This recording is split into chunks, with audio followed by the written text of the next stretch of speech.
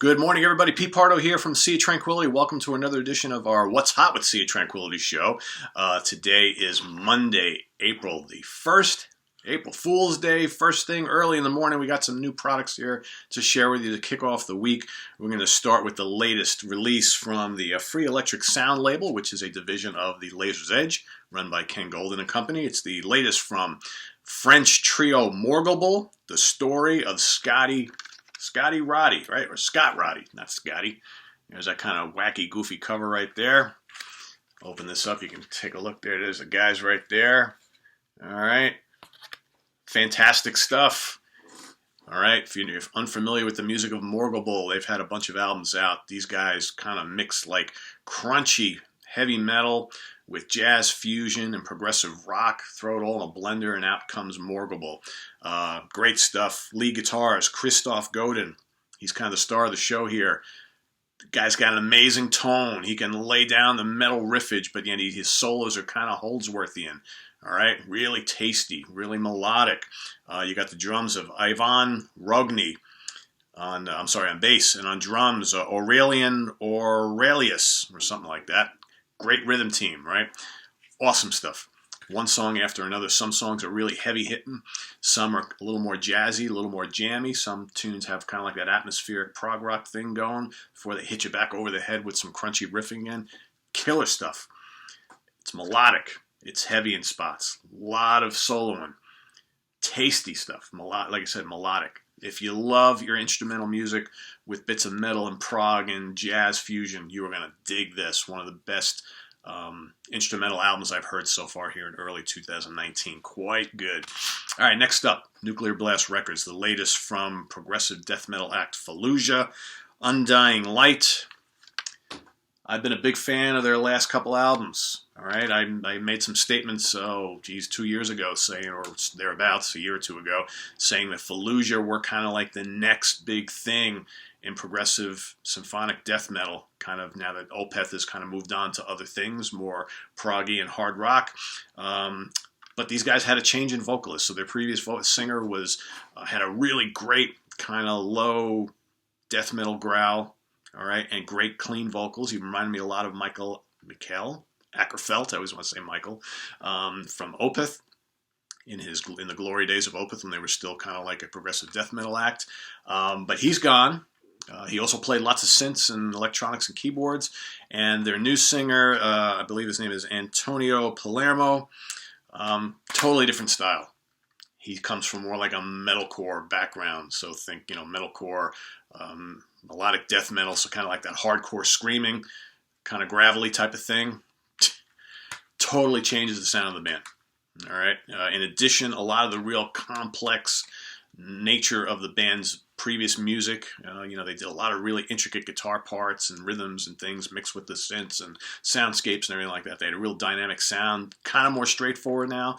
There is some kind of atmospheric stuff going on a few of the tracks and a couple clean vocals here and there. But for the most part, I'm having a hard time getting past the kind of screamo vocals of the new singer, man. He just kind of totally changes the sound of the band. And I find a lot of the tracks on here kind of straightforward, so far my big disappointment for 2019. I was expecting a lot from this because their last couple have been so great. And this so far, like 5 listens in, I'm kind of like, it's just not doing anything for me. I'm going to keep trying, but I don't know for how much longer. So if you were expecting the next best thing in progressive death metal from Fallujah, based on the trajectory they were on, I don't know. You might have a hard time with this, as I am. All right, next up, we got 4 releases from AFM Records, our good friends over at AFM Records, who have just been pumping out a lot of solid, classy power metal for eons and eons. So we've got a few of them here. So the first one from Sweden, our friends in Bloodbound, Rise of the Dragon Empire. All their stuff has to do with dragons and Dungeons and Dragons and fantasy and all that kind of stuff. And as AFM always seems to do on their photo shoots, they have most of their bands put on some kind of kooky makeup and what have you, trying to look like black metal guys. I don't know why they bother doing that. This release is also noteworthy because you've got a bonus DVD, Live at Bang Your Head from 2017. All those great European festivals, man. I gotta love it. How's the album, you ask? Quite good. If you've been following Bloodbound for, ages and ages throughout all their different vocal changes and what have you. The band is always extremely solid, really good symphonic power metal, and that's the case here once again. Lyrics are as you would expect, Dungeons and Dragons and battles and all that kind of stuff. A lot of chugging guitars, nice mix of keys, vocals are really good, catchy tunes. This is all fist pumping, really exciting stuff, and gotta love the cover art, right? So another winner from Bloodbound. I think you'll dig that if you've been following them for a while. All right, also, power metal, this time from Germany, another band that's just been pretty damn consistent. Iron Savior, Kill or Get Killed. All right, another really cool album from these guys, you know. Lots of chugging, crunchy riffing going on, memorable choruses, you know, the usual power metal rhythms, you know, all that kind of stuff. Raise your fist, raise your goblet of whatever kind of brew you're drinking to the sky and get into it type of thing. A lot of good tunes on here. It's all pretty memorable. It's pretty heavy, right? But it's very accessible. They even do the bonus track here is a cover of AC/DC's Sin City, which is fun, but you know, it's kind of like a throw in here. I wouldn't have mind. As fun as it is to listen to, it's probably like I listened to once and never again. But the rest of it's damn solid, as always, from these guys. All right. How about Herman Frank, Fight the Fear, Accept, and Victory Guitar Shredder Extraordinaire, right? Another album. He's had pumped out a couple of these in recent years, and he's got back with him, forgetting his name, but I'll get it for you in a second here, on lead vocals, Rick Altsey. He's also sings for Masterplan. Does a quite good job here, as always. He's a really good singer. Let's just show you what the band's looking like. All right, there's Mr. Frank. Guy's been around forever, master of the riff, shredding soloist. All right, there's the rest of the band here. There they all are, front and center. Good stuff, you know. Anthemic choruses, lots of crunchy riffing, blistering solos. You know, if you like Accept and that sort of thing, you'll love Herman Frank's solo career. His solo albums are all very, very solid, quite enjoyable. Last but not least, Rhapsody of Fire, The Eighth Mountain. So, yeah, you know, I don't know how many of you have been following the Rhapsody saga since the band was called just Rhapsody, and then they, you know, splintered into separate bands, and you got Luca Torelli doing Luca Torelli's Rhapsody, and then you got the Rhapsody of Fire, which is, what's his face, the keyboard player's version of the band. I can never remember all these damn names, but anyway, I'll tell you in a second. Hold on a second here. Alex, what's his, Staparelli, however the hell he says his name. Hold on. Too many names. Alex Staropoli, okay? So he's always been kind of like the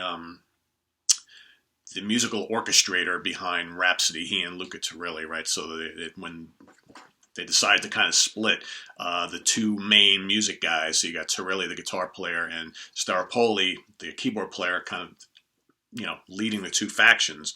Well, for the longest time, you know, Fabio Leone, the singer, and Alex Holsworth, the drummer, three really important members of the band, had been with Alex Staropoli in this version of the band. Well, about a year and a half ago, they decided to leave, and they went to join Luca Torelli, who's now that band is not called Luca Torelli's Rhapsody. I think it's called Torelli Leone Rhapsody or some nonsense like that. Confused yet? So how's this album? So the new singer is Giacomo Volli. He's very good, as you can imagine. Who else we got here? We got Robbie De Micheli on guitars. He's a shredder. All right. What else? Alessandro Sala on bass and Manu Lotter on drums. All right. So there's the entire band. This is a very solid album. I mean, if you like Rhapsody or Rhapsody of Fire or Luca Torelli's Rhapsody or whatever the names, various names, it's just very good symphonic power metal. Lots of blazing keyboard and guitar solos. You know, Christopher Lee, the legendary, the late great Christopher Lee, who provided so much great narration on previous Rhapsody and Rhapsody of Fire albums. He's on here too. Obviously, he passed away a couple of years ago, but I guess they had some recordings of him, and he's on here, which is kind of great to hear, you know, because I'm a big Christopher Lee fan.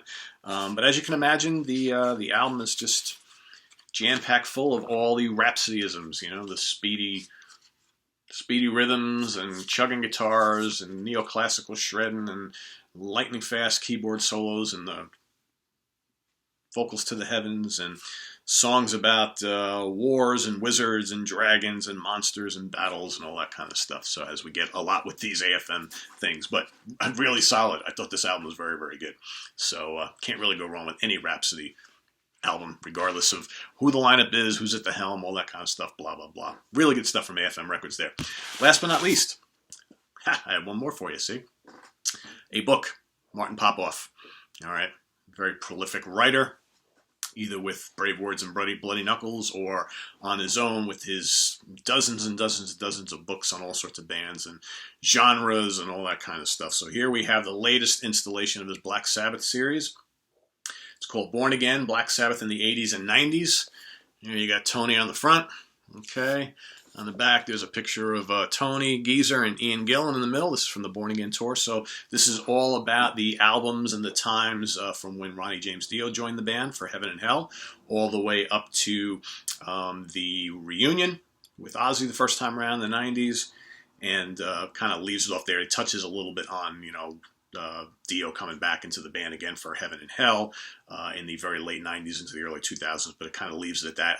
Obviously, I don't know if there's enough material for a third book, but because basically you had the 13 album, Ronnie passes away, then they got back with Ozzy again for the 13 album, and, final goodbye tour, and that's basically the end of the story. But here you get all the kind of background on, what went on and what went down with those first two albums with Dio, Heaven and Hell, Mob Rules, and then the Live Evil fiasco.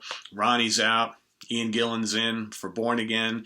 You get a whole chapter on the making of that album, the songs, track by track analysis of the songs, as well as the tour and the shenanigans and how that all kind of ended with the Purple reunion. And then Glenn Hughes is in the band for 7 Star. Geezer's out, Vinny's out.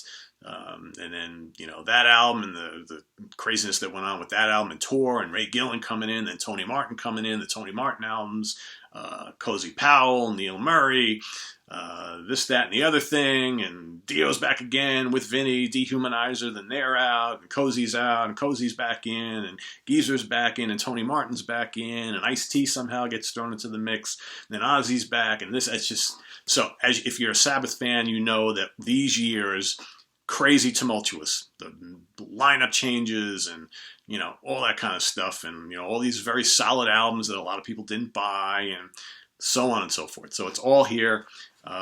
As always with Martin's books, a lot of fun to read, a lot of interview segments that he's done over the years with various members of the band. Ironically, very little with Ozzy, if at all. For some reason, Ozzy always seems to avoid Martin, but a lot of quotes and things from Tony and Geezer and Vinny and Ronnie and Tony Martin and, all sorts of people. So it's a very cool read, and each album is analyzed, and you get like a track by track, kind of look at each track and all the stuff that went into each track and Martin's assessment of them and stuff like that. So a very quick read, fun read. It's roughly about, we're about just under 300 pages. Nice little discography and information on the albums in the back. Fun stuff. If you like Martin's books and if you love Sabbath, you got to have this. Born Again, Sabbath in the 80s and 90s. That's it for today, guys. Visit us on the web at www.seaoftranquility.org. We're on Facebook, we're on Twitter. Of course, we're here on the mighty YouTube. This is our Facebook page this week. We're probably the final week or so of the debut and sophomore album battles that we have going on. Today, I believe, what did we do today? Who's battling today? Emerson, Lake, and Palmer's first 2 albums going against each other today, so go check that out on our Facebook page. A lot more stuff coming up. Got a big taping going on at the warehouse tonight with Dan Brown. So we got James Gang top 10 songs. We've got something you guys have asked for, our favorite live album tracks of all time, right? We're going to do a top 20 because top 10 was just not possible. So top 20 live album tracks from both Dan and myself. We're also going to do a Walking Dead, this season that just ended last night. We're going to do a recap on that. We're going to broadcast that on Sea of Tranquility as well as the Comic Book Geezers page, and a lot more stuff coming up. Should have Frank Marino Mahogany Rush top 10 songs this week. I think I'm going to do a Renaissance top 10 songs this week, as well as whatever else we can squeeze in. So a lot of things happening. We'll see you real soon. Take care.